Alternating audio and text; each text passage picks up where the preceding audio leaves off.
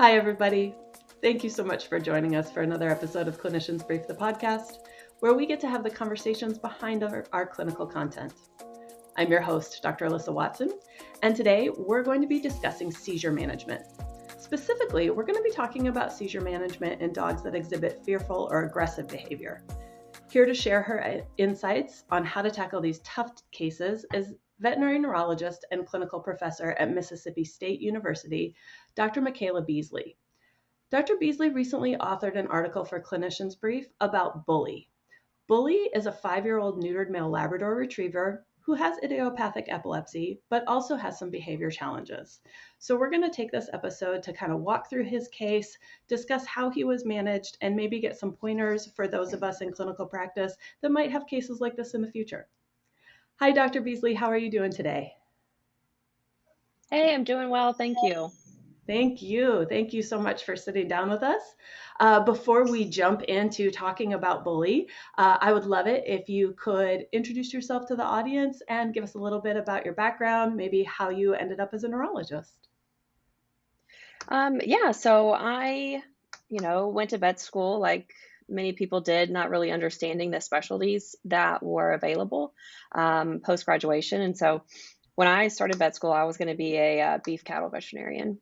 And then as I got to sit in a classroom in climate control without having to go out in the extreme heat and cold, I really started thinking that small animal might be the better path for me. And then I really like surgery, but I'm gonna be honest, if I never see another TPLO, it'll be too many. So neurosurgery was the obvious choice for me. Um, I went to vet school at Mississippi State. I went away to Auburn for my internship and residency, completed a master's there where I did a lot of pharmacology research, particularly with extended release Keppra. And so that's kind of opened some doors for my interest in anti-epileptic medications. Excellent.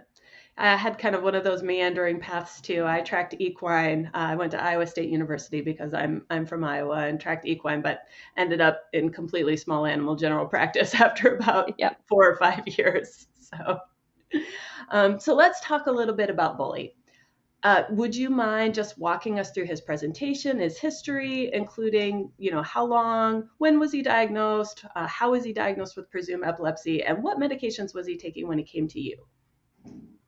Yeah, so this patient had been previously diagnosed. So he was about middle age, so earlier in his life, around 3 years old, he had started having generalized tonic-clonic seizures. And so, I tell my students I want to hear 3 or 4 things, at least 3 or 4 things. I want them to be unconscious and not rousable.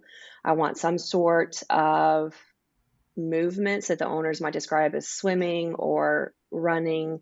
It would be great if there's some autonomic signs like urination, defecation, excessive salivation.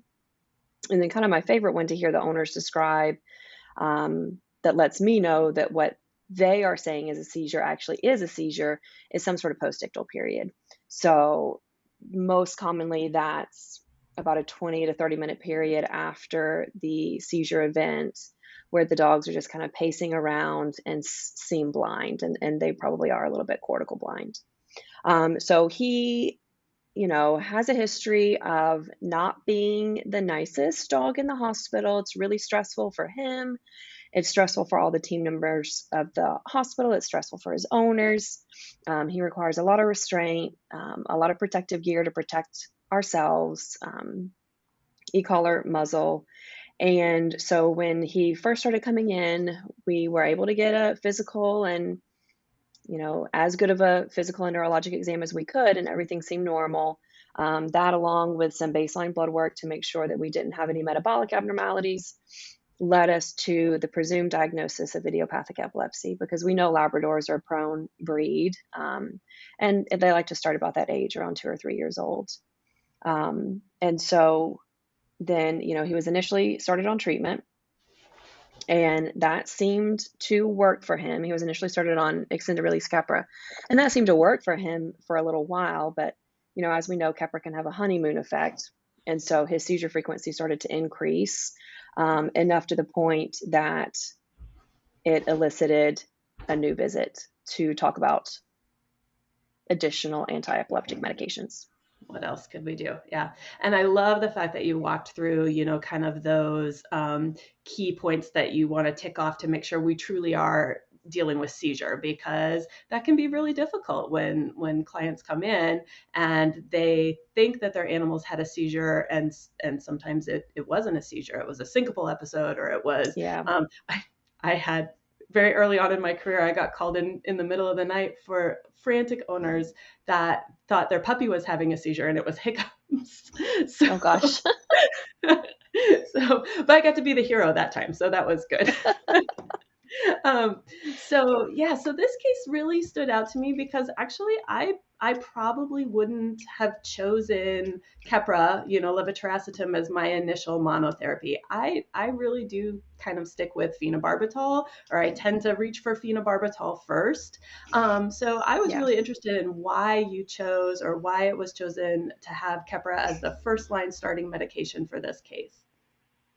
Yeah. So with our, everybody probably has a top 4 medications that we have commercially available in the US. So you're looking at phenobarbital, Keppra, the regular extended release, zonisamide, and potassium bromide.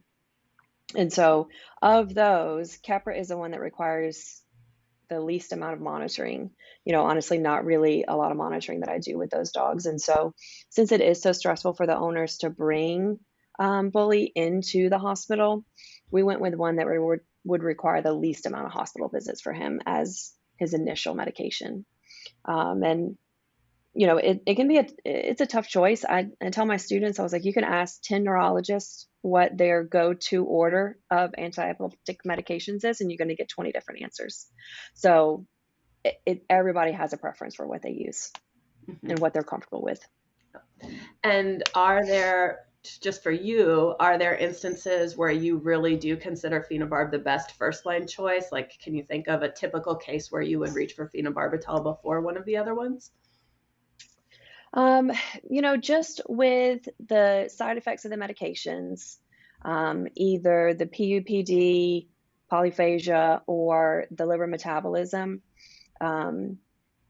I will oftentimes reach for Keppra as my first line, with the understanding that it's not going to last it's potentially not going to last the lifetime of the dog to control them. And so we might have to add on and switch to one of the stronger medications later on.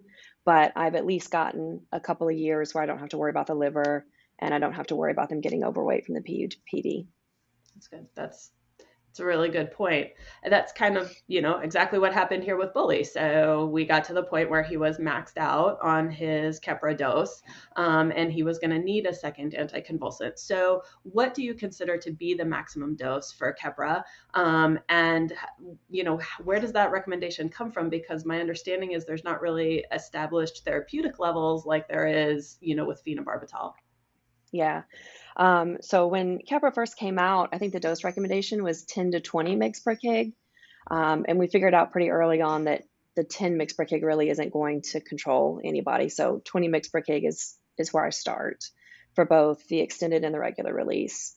The extended release twice a day, the regular release 3 times a day. The extended release gets 6 extended release properties from the little coding on the tablet.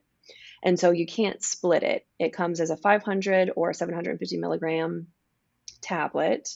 And, so you're looking at a 15 kilo dog probably being the smallest that you could start on that 500 milligram Keppra. So for smaller dogs, the extended release Keppra might not be an option for them. And so you have to ensure that the owners can do a 3 times a day medication. For someone with my lifestyle, that wouldn't be a possibility. Once a day medications, twice a day at most is what I can handle for my pets. And so that's where I start with my with my Keppra. And then as we progress on, I'll increase it in 20 mg per kg increments until I hit 60 mg per kg. And that's just kind of where I say, I don't think any further increases in this medication are going to elicit a stronger response, and then I'm just kind of wasting the owner's money at that point in time. So I think my worst epileptic patients, their Keppra is sitting at 60 mg per kg. I'll go up to 3 times a day on the extended release, and I'll go up to 4 times a day on the regular release. But that's where I say, I don't think we're going to get anything else out of this Keppra by increasing the dose. So that's just where I have my set limits. Sure. So it sounds like really safe, which is great. But like you said, we're just not going to get any more benefit. And so maybe we need to be putting our resources, both time, because like you said, these medications are several times a day, as well as, money monetarily into another medication. So which additional anticonvulsant did you choose for bully? And what was the rationale behind that choice? Yeah, so probably the top 2 choices for the next medication for him was going to be either phenobarbital or zonisamide. And we ended up going with zonisamide because it does not have the PUPD polyphagia side effects like the phenobarbital has. And I do worry about dogs that maybe have a history of a little bit of aggressiveness, and then you add in polyphagia that might bring in some food aggression, either directed towards people or directed towards other animals in the house where there might not have been food aggression issues before. So we did end up going with zonisamide. KBR in this case was going to take, 4 or 5 months to reach steady state and actually get up to therapeutic levels. And our seizure frequency was just too close to give them that amount of time. So we went with pheno or zonisamide, where we're going to reach steady state within about 2 weeks. Okay. I really loved the fact that in your article you highlighted that zonisamide is a sulfonamide drug, which is very different than a lot of our other anticonvulsants, and something that I was completely unaware of until I started a patient on it. And then within 2 weeks of starting this dog on zonisamide, it developed a polyarthropathy.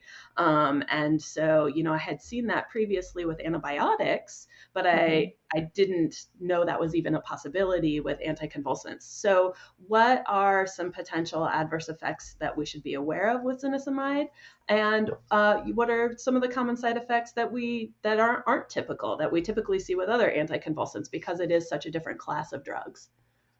Yeah, so any of the side effects that you could get from TMS, you can have with zonisamide. So the polyarthropathy, like you mentioned, they can get the KCS. They can have a little bit of vomiting, kind of GI disturbances from it. Something that I haven't seen before, but it is listed and it is reported in the literature, is renal tubular acidosis. Probably what I worry about the most, and kind of how you mentioned that your case developed it within 2 weeks of starting the medication. The biggest thing I worry about with zonisamide is idiosyncratic liver failure. So, we know that zonisamide and phenobarbital are both metabolized by the liver. With phenobarbital, we expect slow, steady, incremental increases in our ALP and ALT. But with zonisamide, you can get really, really fast elevations. And so with zonisamide, I like to double check their liver values before I start them, ensure they're normal. And then after 1 to 2 weeks, recheck those liver values, because if you can catch that spike where the liver is just screaming for help before it kind of goes over the cliff, you can get them, prevent the kind of liver failure that has been seen with zonisamide. Very few cases, but just something that I like to double check when I'm starting. Sure. Yeah, something to be aware of so that you can get on it right away, just like you said. Yeah. And what would you do in that case? Like, what kind of dose adjustments are needed if you have an animal that's having a reaction? Yeah, if I was having a significant reaction, like with my liver or the polyarthropathy, I would probably say zonisamide isn't a medication for this dog. And I would get them off fairly quickly and onto a different anticonvulsant. So, if we would have had issues with zonisamide in this guy, I probably would have switched over to phenobarbital. Okay. And then when we're on, I know it makes a huge difference when we're on multiple drugs, how quickly you can Yeah. taper, but I just know that as a general rule, anticonvulsants, if I need to get them off, I try to taper those. And so, but I know that can be a lengthy conversation. Yeah, if you're getting to the point where you're worried that this liver is going to edge into failure, the risk of coming off the zonisamide too quickly and getting rebound seizures, I think we would have to take that risk, but we would be able to cover it with um, an additional anticonvulsant. So we might go up even a little bit more on our Keppra in the meantime, because we do want to let that liver recover before we, then start hitting it with our phenobarbital. So this might be one where, maybe we bring in KBR and try and do a little load with it. Okay. Okay. And then because, like you said, we have multiple drugs that are being metabolized by the liver and things like that. I know that when we're adding these medications on, that requires dose adjustment too. Can you talk a little bit about when you're combining these, how that changes your starting dosage of zonisamide with either Keppra or with phenobarbital? Yeah, so with our kind of, I would call these three our top three anticonvulsants. Zonisamide and Keppra, they play really well together. I don't really do dose adjustments with those two.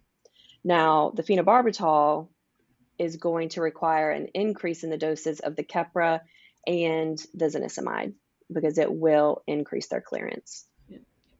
Increases them. And so, we might do an extra 20 mg per kg on the Keppra. We might do an extra 5 mg per kg on the zonisamide. I like that. I'm going to keep that in mind. Zonisamide and Keppra play well together.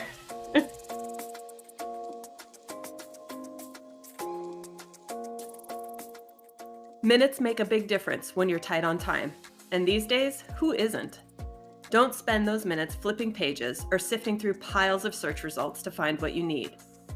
Instantly access comprehensive case management resources, a pet owner education library, and of course, the drug information and tools that veterinarians trust, all in one powerful, easy-to-use platform with the revolutionary new Plums Pro.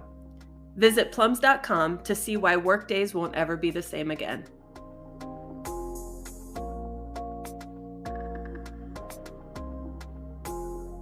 Let's circle back a little bit to phenobarbital if we could. We talked about how I oftentimes reach for this one first, but you mentioned the issue with, potentially because they're polyphagic, that could increase maybe some food aggression or things like that. And so I certainly, after reading this article, I'm probably going to be a little bit more cautious in using it in pets with a history of aggression. We also, just like you had mentioned before the break too, some of these medications, because they take such a long time to reach steady state, we need to load them. And that's one thing that I struggle with phenobarbital a lot is when should I load this medication? So do you have any recommendations about that, about when a clinician should consider loading phenobarb versus starting at a standard oral dose? Yeah, so, so it's going to take about 2 weeks at starting just your maintenance therapy to reach therapeutic levels in steady state. And so if your seizure frequency is every 3 weeks, then you have that time to just let it naturally reach levels. If you come in status or clustering, then I'm going to be more prone then to go ahead and do a load. And most of the time I do my load with the IV formulation. That was going to be my very next question. Thank you. Do you do that IV or do you do that like loading protocol where you give them multiple oral doses, in a 24 to 48 hour period? Yeah. I like to, if I need to load it, it probably needs to be there. And so I will do the IV protocol. If the animal allows, I'll do 4 mg per kg every 4 hours for 4 to 5 doses. But if we are still having seizures through the load, I have done, 8 mg per kg doses twice. And I know some people have had to just bite the bullet and do the whole 16 to 20 mg per kg at once. You just want to monitor for there's going to be some sedation after that. Yeah. So you'll want to monitor like the airway and the breathing and, any sort of risk of aspiration there. Okay. So phenobarbital does have very well established serum therapeutic levels, like we talked about, which is nice. It's something that we can put a number on, which I always like. Yep. What other parameters should we monitor in patients on phenobarbital, and how often should if they're on chronic phenobarbital, how often should we be checking these patients?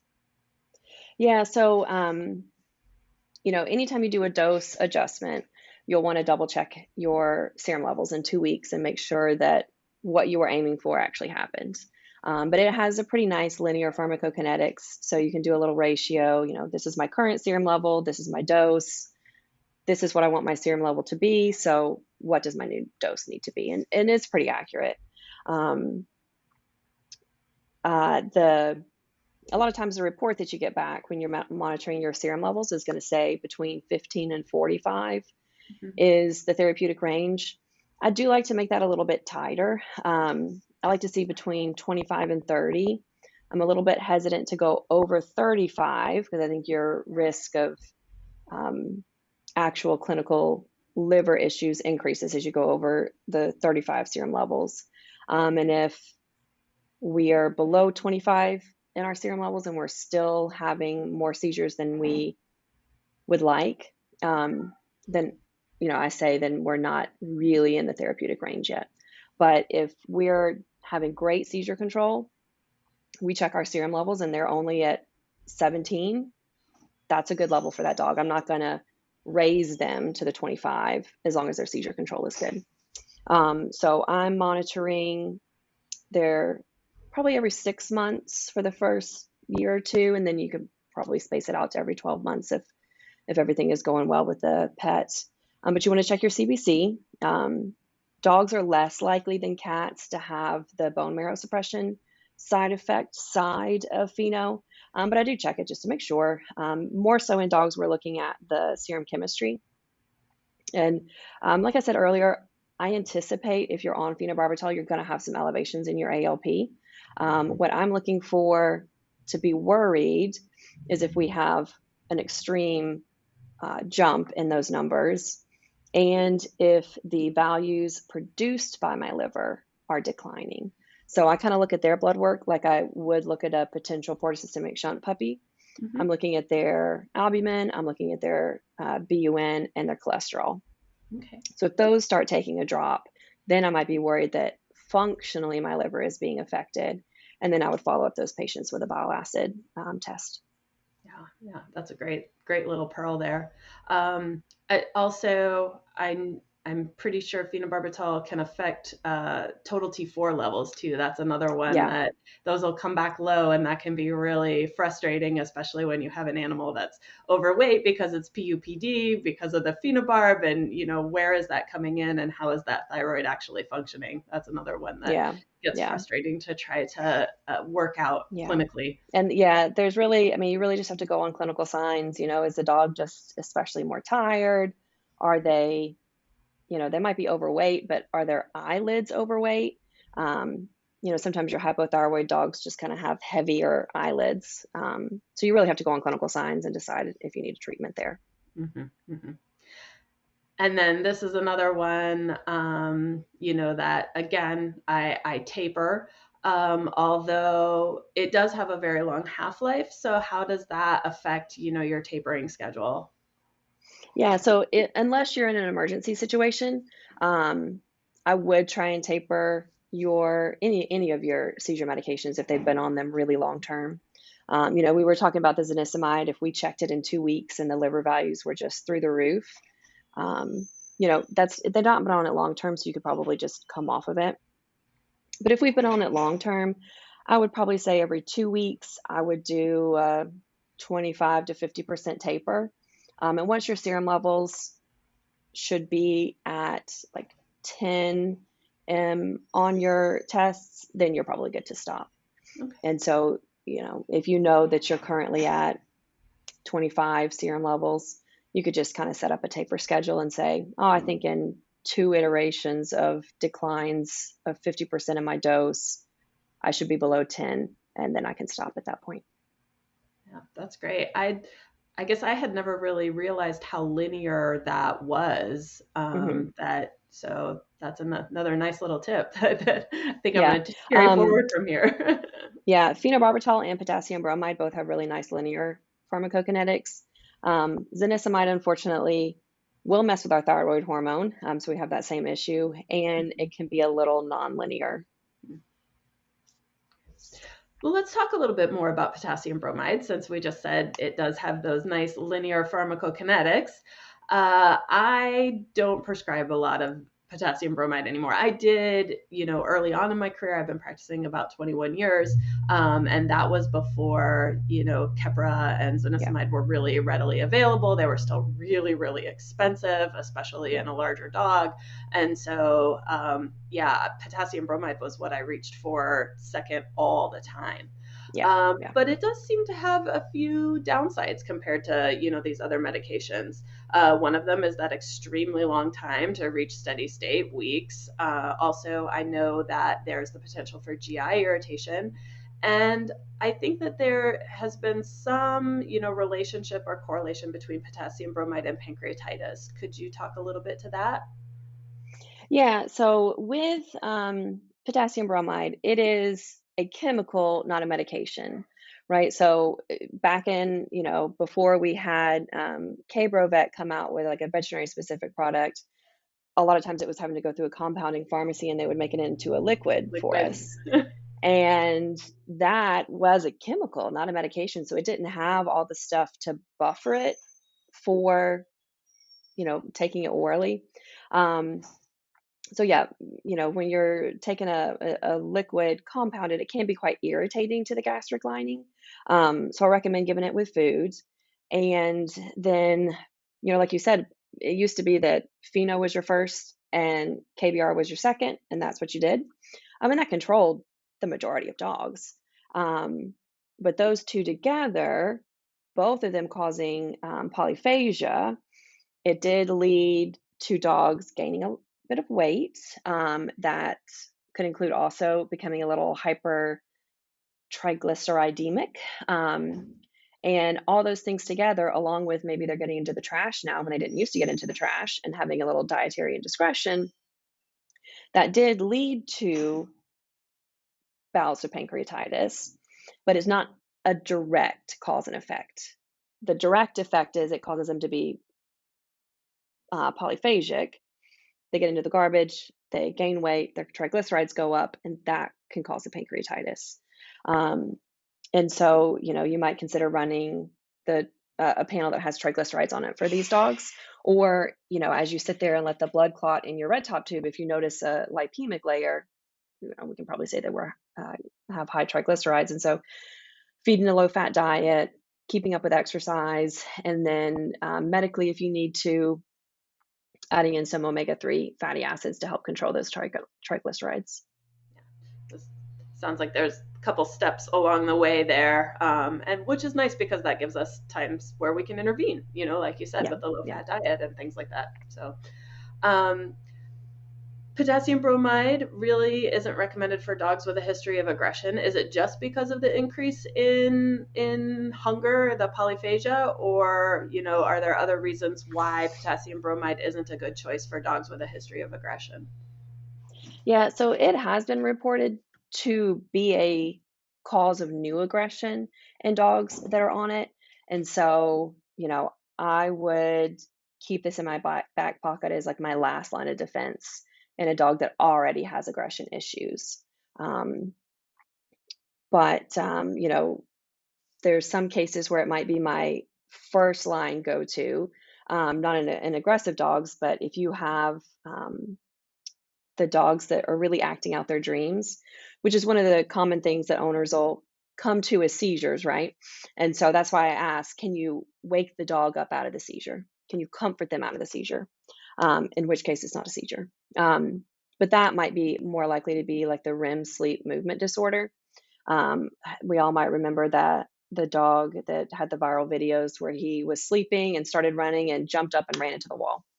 If you've got your dog acting out hunting a rabbit and it's sleeping in bed with you and your leg all of a sudden becomes a rabbit, that's dangerous for you. And so KBR would be my go-to for the REM sleep movement disorders. That's a great tip.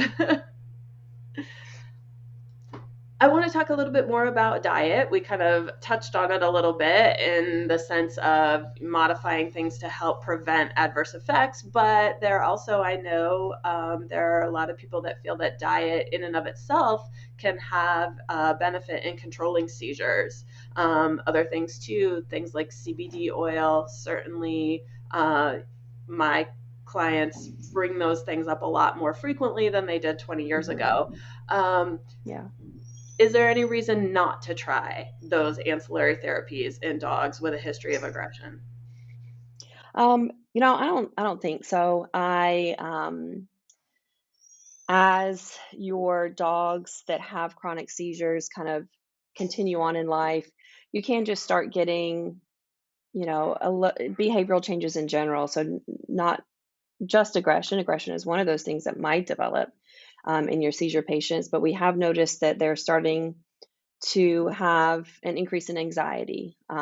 So having a little bit more need for their owners to be around them, and maybe a little bit more destruction of the house when they're left alone, when they, didn't used to be fine with it. Um, and then as we age, our doggy patients can get the doggy Alzheimer's or the canine cognitive dysfunction. And so a lot of the diets that would treat seizures have also been labeled for the treatment of those type of behavioral disorders. So I think it would be great on multiple fronts. And the diets that have those medium chain triglycerides, it's, if we look at the literature for children with seizures, they respond really well to a ketotic diet. But our veterinary species, dogs especially, if we try and make them ketotic, we are more likely to make them have pancreatitis. And so the whole benefit of ketosis is that it offers an alternative energy source to your brain than just glucose. And so we said, well, what if we just give them that alternative energy source and don't make them produce it on their own? And so that's what these diets are doing with the medium chain triglycerides. It just gives the brain an alternative energy source. The CBD is, I think, as I wrote in the article, a legally ambiguous zone, depending on your state and what the federal government is saying at the time. But there have been studies looking at a benefit of CBD. It did not reach what we would call control in the studies because we require 50% of the dogs in the studies to have a big reduction in seizures. But as a pet owner, if 49% of dogs did really good, I'm still going to want to try that treatment. So just because it didn't pass, research standards doesn't mean it's not a good medication. And so CBD for sure, if it's legal for you to talk about and prescribe, would be something that I would try. I've had clients that have had good success with it. Now, the thing that you have to be careful of is, if everywhere else is like it is in Starkville, there are smoke shops that have popped up on every corner of town. And I wouldn't trust their CBD products as far as I can throw them. And, I did not go into vet medicine because I'm great at sports. So I would really kind of educate your clients and into saying, hey, look, if you're going to go the CBD route, I am very okay with that. But you got to make sure you get one that is tested for purity. And so there's a couple of veterinary products out there, Elevet, and then Chronoquin, which is produced by a sister company of Nutramax. I think would be probably, those are two that I know are testing their product. And I don't think that the smoke shop around the corner is testing their product. So you can give that medication, but I don't know that you're giving CBD. Right, exactly. And then just out of curiosity, because we've talked about it a couple times, what do you define as good seizure control? Is that like one seizure a month, less than that, one every 3 months? Yeah. So, I mean, as far out as we can get is great. But am I really difficult to control epileptics where, they're on 2, 3, 4 medications? If I can get them down to once a month, I'm really happy. But if I've got a patient, that they are a good responder to the first medication we use, maybe one every 3 months, I'd be happy with. Okay. And But, then it's, finally, oh, oh I'm yeah. sorry. And you also kind of, what I would consider good control, sometimes owners' personalities might also add to what we call good control. Some owners can tolerate a seizure here and there, whereas some owners, every seizure, they're bringing their dog in. Sure. No, that's a very good point. Yeah. And since we're, especially with bully in this case, we're kind of focusing on animals with anxiety and fear, as well as aggression. I'd like to talk a little bit about, anxiolytics. There's, I use so many more anxiolytics to facilitate handling in Yeah. clinic than I did even, 5, Yeah. 6 years ago. And so what pre-visit medications are safe when we have patients that are already receiving anticonvulsants? And do you adjust those dosages at all? So I think probably the safest ones would be the penton, so the gabapentin or the pregabalin. And when we're giving gabapentin, it was originally listed as an anticonvulsant, but we know it doesn't work super great for that in dogs. I like it in cats, but not in dogs. And so I use it more for neurogenic pain control, and I'm usually dosing it around 10 mg per kg. And I don't get a lot of sedation in even my animals in hospital when they're on other additional pain medications at that dose. So if we wanted to go with something like gabapentin for our pre-visit medication, I would do a dose enough to make a difference in the sedation of our animal. So we're looking, up to about 50 mg per kg, and we can just kind of test it out a couple days before the visit to figure out where the sweet spot is. And I would give it the night before, and I would give it the morning of the appointment to really level us out the best we can. A medication that I will oftentimes give to owners to just kind of keep at hand at home for controlling cluster seizures at home are some of the oral benzodiazepines. And with those, it could be diazepam, clorazepate, things like that we could give, because those can have, the side effects are sedation and also anticonvulsant properties. So it's giving us two great Double whammy uses there. Yeah. And I think, everybody's go-to nowadays is trazodone. If you look at the label for it, it is listed as be careful when you're giving it to a dog on anticonvulsants because it can cause additional CNS depression. It's the, kind of my go-to for dogs that are singing the song of their people in the ICU. And so I have not ran into the side effects yet, but it is listed as a side effect. So, I might go with gabapentin or pregabalin and a little bit of a benzo as my first line, and then bring in the trazodone if they're just still super amped. If we still need it. Yeah, that's great. Yeah. Well, this has been absolutely wonderful. I learned so much in this quick conversation, and I think it's great.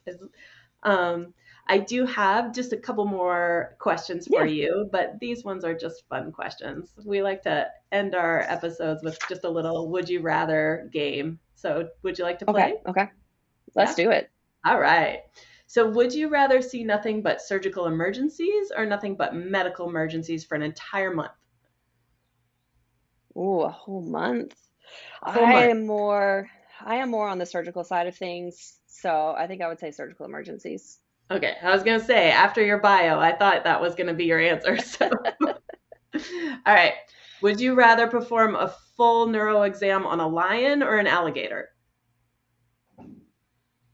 Well, I have done neuro exams on lions, so I would say lions. Take the lion. All right. If you had to pick one to practice without, would you rather practice without injectable anticonvulsants or without injectable corticosteroids? Oh, I mean, I do love some IV steroids, especially with my little MUO guys as they're coming out of the MRI to try and get that inflammation down. But gotta have IV anticonvulsants. You know, that's just, you can't live without those. Okay. Would you rather continue practicing but no longer teach, or continue teaching but not practice anymore? Oh, that's tough because that's kind of the decision that I'm making now in my career. I'm moving more into administration role, and so I've gotten a little bit away from clinics.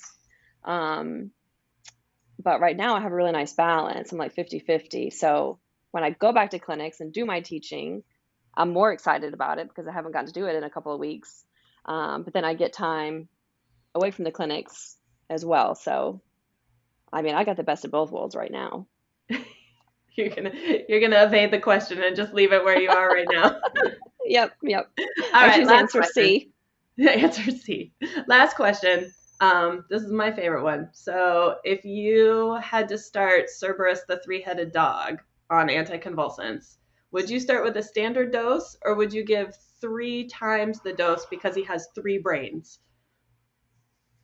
I think I would start with a standard dose, but know that I might go above what I consider the high end of the range. All right. That's a good question. He gets a caveat of his high end is 3 times higher than a normal dog. Yeah. Well, that was it. That was easy, right? Okay. Yeah. I want to thank you again just for sitting down with us, sharing your expertise. This was wonderful. To all of our audience, thank you so much for joining us. I hope you learned as much as I did. This was awesome. Thank you for joining us for today's episode of Clinicians Brief the Podcast.